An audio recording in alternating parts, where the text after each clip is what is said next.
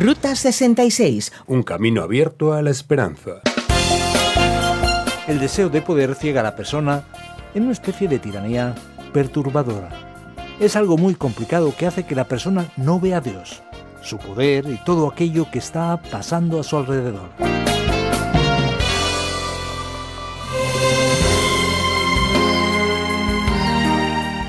La Ruta 66 fue promovida en 1923 por Cyrus Avery, natural de Oklahoma, cuando empezaban las primeras conversaciones sobre una red nacional de carreteras.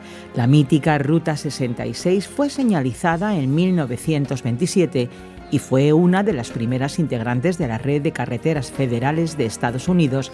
Sin embargo, no estuvo completamente pavimentada hasta 1938. Avery fue firme en que dicha carretera debería tener un número redondo que la identificara y para ello propuso el 60. Tras una intensa discusión e interesantes contrapuestos, Avery prefirió el número 66, que no estaba asignado porque pensaba que dos números iguales serían fáciles de recordar tanto al decirlo como al oírlo. De la misma manera queremos descubrir los 66 libros de la Biblia y su mensaje. Ruta 66 es un programa original del profesor de Biblia Luis Sayao, producido por Radio Encuentro Radio Transmundial en España, un espacio traducido por Mateus Rodríguez y presentado y adaptado por el profesor de Biblia y comunicador Fernando Díaz Sarmiento. Estamos en la serie sobre Éxodo y en este episodio vamos a encontrar a Moisés ante el faraón pidiendo la liberación del pueblo. El tema de este programa es «Le salió rana». A alguien le han salido mal las cosas. Abre tu Biblia en los capítulos 7 y 8 de Éxodo, donde vamos a aprender la diferencia entre el poder verdadero y el falso. Si las cosas también te salen rana, cuidado para no terminar en una ciénaga. Aquí estamos, amigos, en una nueva aventura. Preparémonos porque vienen fuertes emociones. En el capítulo 7 del libro de Éxodo leemos lo siguiente que nos trae el texto sagrado según la Nueva Versión Internacional. Ten en cuenta, le dijo el Señor a Moisés, que te pongo por Dios ante el faraón. Tu hermano Aarón será tu profeta. Tu obligación es decir todo lo que yo te ordene que digas. Tu hermano Aarón, por su parte, le pedirá a faraón que deje salir de su país a los israelitas. Yo voy a endurecer el corazón del faraón, y aunque haré muchas señales milagrosas y prodigios en Egipto, él no os hará caso. Entonces descargaré mi poder sobre Egipto. Con grandes actos de justicia sacaré de allí a los escuadrones de mi pueblo, los israelitas. Y cuando yo despliegue mi poder contra Egipto y saque de allí a los israelitas, sabrán los egipcios que yo soy el Señor.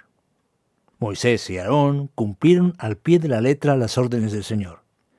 Así que Moisés y Aarón, por la orden divina, se dirigen a hablar con Faraón, solicitando que los israelitas pudieran salir de Egipto, para rendirle un culto al Señor, para hacer lo que Dios les había ordenado.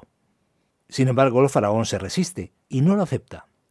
Ahora veremos cómo Dios, el libertador de Israel, actuará contra Egipto, que se cree defendido por sus divinidades y poderes. Veremos que el texto nos habla sobre las famosas 10 plagas que caen sobre Egipto, a causa de la tiranía y del abuso del poder en aquella nación de la antigüedad. La Biblia nos describe así el inicio del conflicto. El Señor les dijo a Moisés y a Aarón: cuando el faraón nos pida que hagáis un milagro, le dirás a Aarón que tome la vara y la arroje al suelo ante el faraón. Así la vara se convertirá en serpiente. Moisés y Aarón fueron a ver al faraón y cumplieron las órdenes del Señor. Aarón arrojó su vara al suelo delante del faraón y de sus funcionarios, y la vara se convirtió en serpiente. Pero el faraón llamó a los sabios y hechiceros, y mediante sus artes secretas también los magos egipcios hicieron lo mismo. Cada uno de ellos arrojó su vara al suelo, y cada vara se convirtió en una serpiente.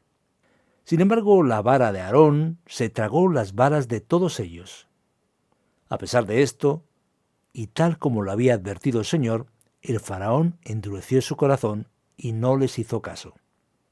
El Señor mostró su manifestación de poder a través de Moisés y Aarón, y de manera sorprendente, en una especie de combate para ver quién de verdad tenía poder, observaremos que los magos, Hechiceros, sabios y ocultistas de Egipto también eran capaces de hacer cosas semejantes. Pero es muy fácil descubrir cuál es la diferencia entre el poder verdadero y el poder que simplemente imita al poder genuino. A partir de entonces, mediante la resistencia tiránica del faraón, Dios ejecuta su juicio sobre la maldad que venía de Egipto y de su liderazgo faraónico.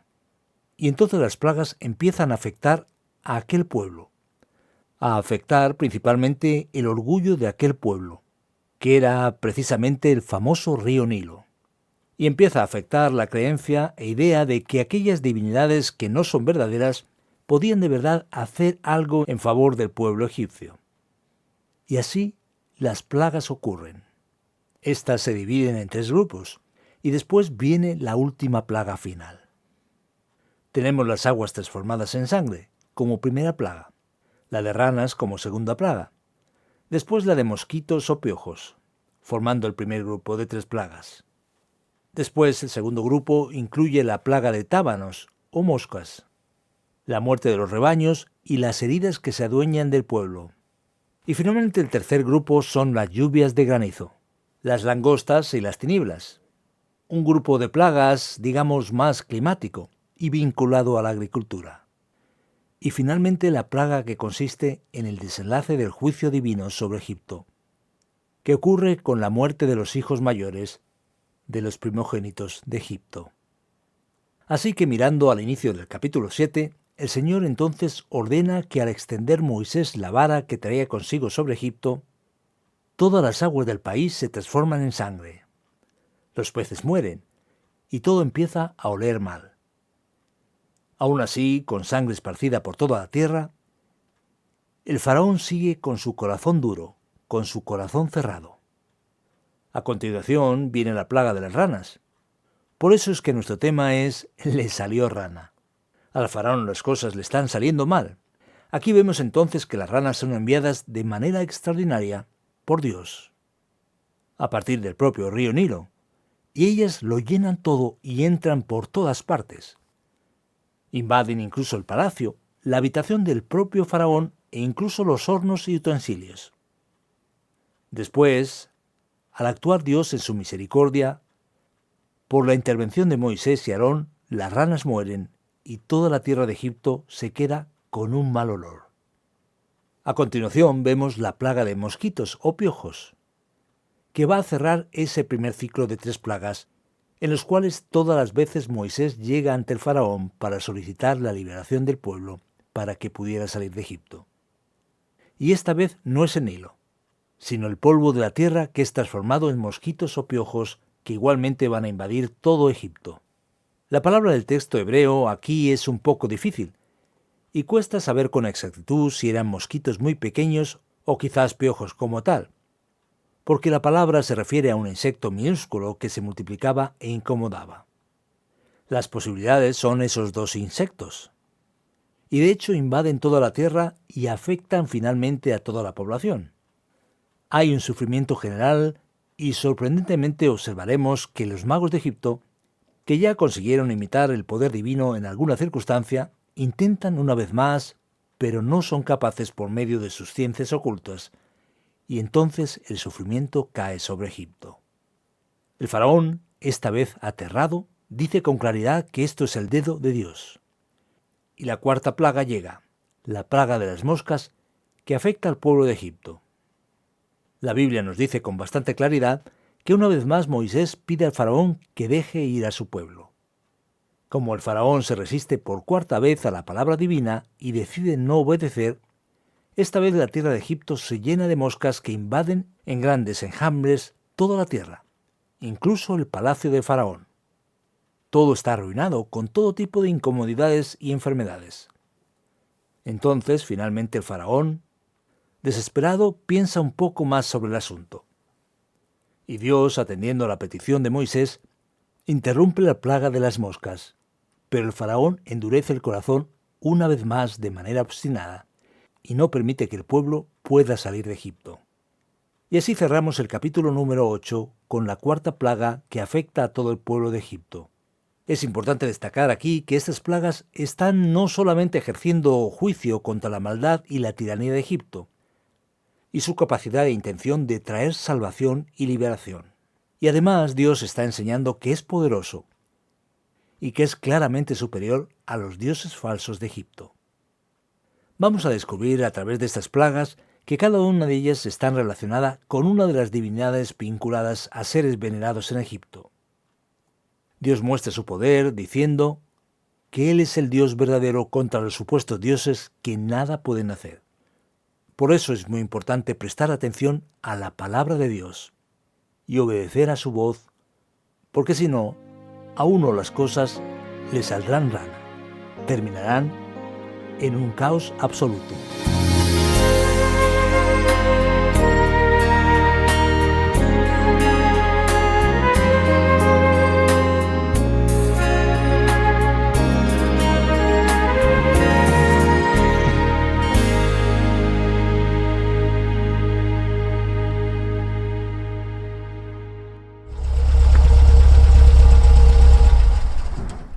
Aprovechamos esta pausa en nuestro viaje para hablar de algo muy interesante. Ruta 66 es un programa internacional, original de Brasil, pero ya en diferentes idiomas, como es el caso del español. La versión en lengua española de Ruta 66 se graba en los estudios de Radio Encuentro, Radio Transmundial en España.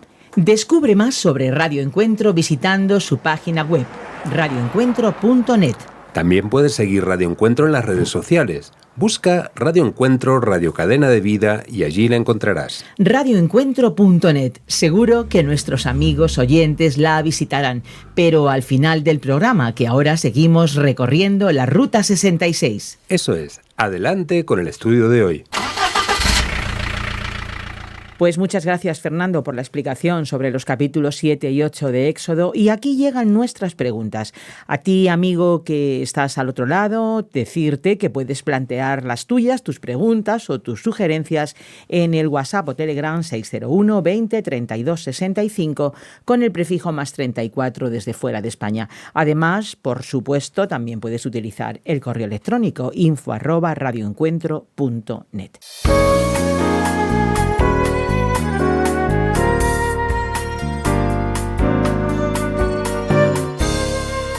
Vemos plagas por todas partes, para todos los gustos, de todos los tamaños. Menos mal que no estamos allí, la verdad, hay que decirlo todo. Fernando, ¿de verdad funciona la magia? Ya ves, Esperanza, lo que llama la atención aquí es que varias plagas son imitadas por los magos. Ellos no solo son capaces de hacer que la vara se transforme en una serpiente, sino que descubriremos, por ejemplo, en el versículo 22 del capítulo 7, que los magos también son capaces de imitar la plaga de las aguas, que se transforman en sangre. Y lo mismo ocurre a continuación con las ranas, haciendo que las ranas suban desde el Nilo. Pero hacer que el polvo de la tierra se convierta en piojos o mosquitos no fue posible para ellos. Lo que descubrimos es que una gran parte de lo que es llamada magia o hechicería en realidad no es algo real. Se trata de un truco. Ellos hicieron que ranas subieran, pues dependiendo de lo que pones dentro del agua, la rana saldrá. Y mucho de lo que es presentado hoy en día como ciencia oculta no es tan oculta en sí. Un instituto de investigación científica de Buenos Aires, en Argentina, propuso que si alguien hiciera algo realmente mágico, ganaría un importante premio. Pero nadie acudió para hacer algo tan extraordinario. Por otra parte, debemos entender que detrás de ciertos poderes mágicos puede haber poderes de espíritus malignos, de demonios y finalmente de Satanás. Así que tampoco hemos de pensar que no es posible que tenga lugar alguna especie de elemento sobrenatural de origen maligno. Pueden ser que algunas de esas cosas que esos magos hacían incluso fueran auténticas, pero no eran aprobadas por Dios. La Biblia incluso dice que debemos tener cuidado porque a veces una persona va detrás de cualquier cosa que es sobrenatural y le llama la atención. El hecho de que sea sobrenatural no indica necesariamente que es de Dios o que tenga una fuente benigna detrás. Lo que podemos decir es que la magia puede funcionar. Esos dos magos son mencionados en el Nuevo Testamento, identificados como Janes y Jambres, en 2 de Timoteo, y descritos como maestros que se opusieron a Moisés. Nuestro consejo, amiga, amigo, querido oyente, es que tengas bastante cuidado. No dudes de todo, pero tampoco te involucres con magia y hechicería pensando que es simplemente una especie de conocimiento. Puedes terminar involucrándote con fuerzas poderosas del mal y perjudicarte tu propia vida. Ten cuidado. Es bueno mantenerse a la escucha de la palabra de Dios, que es la verdadera dirección para tu vida. Y hablando de plagas, ¿estas plagas no podrían ser por motivos naturales, desequilibrios ecológicos? ¿Podemos de verdad creer que son sobrenaturales? Necesitamos orientar el pensamiento. Dios creó el universo perfecto y armónico, y lo creó todo funcionando con leyes y de manera bastante comprensible e incluso previsible. A partir de ahí es que la ciencia se desarrolla. Pero Dios, en su soberanía, muchas veces interviene y hace que aquello que esperábamos que fuese la regla normal no funcione. Jesús, por ejemplo, ordena a Pedro caminar sobre las aguas, y él caminó sin hundirse. La ley de la gravedad, en ese caso, no funcionó como se preveía. La verdad es que Dios está actuando muchas veces tanto de manera natural como de manera sobrenatural. El nacimiento de un niño, por ejemplo, es algo natural, pero a la vez es algo extraordinario que es prueba del amor de Dios. Lo que ocurre es que un grupo de estudiosos, especialmente en Europa en el siglo XIX, insistió en la idea de que no pueden suceder hechos sobrenaturales. A partir de ahí, toda la Biblia y toda la historia sagrada se entendió como hechos naturales explicados de manera un tanto mitológica, pero que nunca podrían haber ocurrido. Un libro que se hizo famoso hablando sobre este tema se titula «Y la Biblia tenía razón», de Werner Keller, que se publicó hace bastante tiempo. La cuestión es que Dios puede incluso haber utilizado elementos naturales, como por ejemplo la plaga de langostas, pero no podemos entender todos los eventos aquí como meramente naturales. Así que la clara explicación de algunas de esas plagas están relacionados con la intervención milagrosa y sobrenatural de parte de Dios. Y el que confía en el Dios que creó el mundo y el universo seguramente debería creer que Dios es capaz de intervenir en el sistema en cualquier momento. No tiene sentido dudar del poder de Dios haciendo algo sobrenatural. El que cree en el Dios de la Biblia no tiene lógica que dude de que ese Dios pueda hacer milagros. Por tanto, debemos aceptar claramente que muchas de esas plagas solo pueden ser entendidas de una manera, de manera sobrenatural. Ahora, si en el versículo 19 del capítulo 8 los magos dicen que de hecho era el dedo de Dios, ¿cómo es que el faraón resistía tanto si aún los magos lo reconocían? Aquí se trata de un hecho importante que muestra que no podemos jugar con este tema. Ellos se dieron cuenta de que había algo diferente. El faraón se resiste tanto a causa de la obsesión con el poder. Tanto es así que él dice a Moisés que ellos pueden adorar a Dios, pero sin salir del país. El deseo de poder ciega a la persona en una especie de tiranía perturbadora. Es algo muy complicado que hace que la persona no vea a Dios, su poder y todo aquello que está pasando a su alrededor. Fernando, muchísimas gracias. Ahora, querido amigo, tú que nos escuchas, a ti precisamente te invitamos a seguir un tiempo más con nosotros para escuchar la aplicación del estudio de hoy.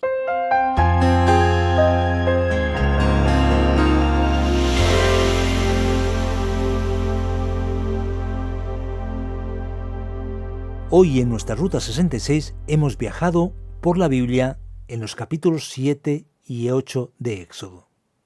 Y descubrimos que al faraón las cosas le salieron mal, le salieron rana. Vimos las 10 primeras plagas que cayeron sobre Egipto y cómo Dios trajo juicio sobre el faraón y mostró su poder salvador para sacar al pueblo de Egipto. Pero la gran lección que seguramente va a bendecir nuestro corazón es que Dios transforma el mal en bien. Dios utiliza circunstancias negativas para producir un bien mayor. Muchas veces estamos angustiados con nuestra vida. Nos preguntamos, ¿por qué Dios lo permite? Y el pueblo de Israel seguramente sufría de la misma manera. No entendía por qué Dios estaba permitiendo lo que estaba pasando. Y aquí vemos la manifestación del juicio divino. Mucho dolor, mucho sufrimiento, el juicio de Dios manifestándose. Vemos cómo se endurece el corazón del faraón. Dios está actuando para que todo ese proceso marcado por el sufrimiento y por el dolor y por la presencia fuerte del mal sea transformado en el episodio más extraordinario de liberación del pueblo hebreo. que es librarse de una vez por todas del pueblo egipcio y del faraón. Por lo tanto, no te desesperes, pues Dios puede transformar el mal de tu vida en un bien mucho mayor, muy superior. Confía de todo corazón en Dios, para que las cosas no te salgan rana, no te salgan mal.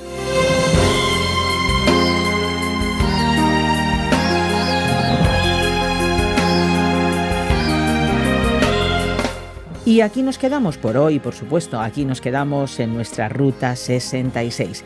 Volveremos en esta misma emisora y a esta misma hora. Si mientras esperas el próximo programa quieres volver a escuchar este y otros episodios, puedes visitar nuestra página web o la página RTM360. También descargar la aplicación RTM360.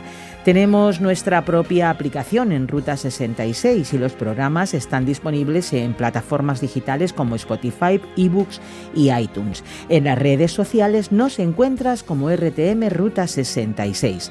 Desde luego, saber tus impresiones, por ejemplo, desde cuándo nos estás escuchando, desde dónde nos recibes y desde qué medio nos escuchas, es para nosotros muy importante. Por eso, por favor, comparte con nosotros a través de un mensaje escrito o un mensaje de voz tus comentarios. Lo puedes hacer en el WhatsApp 601 20 32 65 con el prefijo más 34 desde fuera de España. También lo puedes hacer en el correo electrónico info@radioencuentro.net. En la parte técnica estuvo Andrés Ocampo y desde estos micrófonos te acompañó Esperanza Suárez. Nos vamos, pero contamos contigo en nuestra próxima y particular Ruta 66, un camino abierto a la esperanza, un encuentro con el autor de la vida.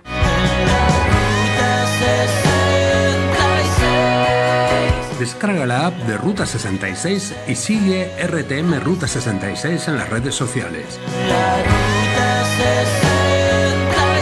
Aquí te esperamos.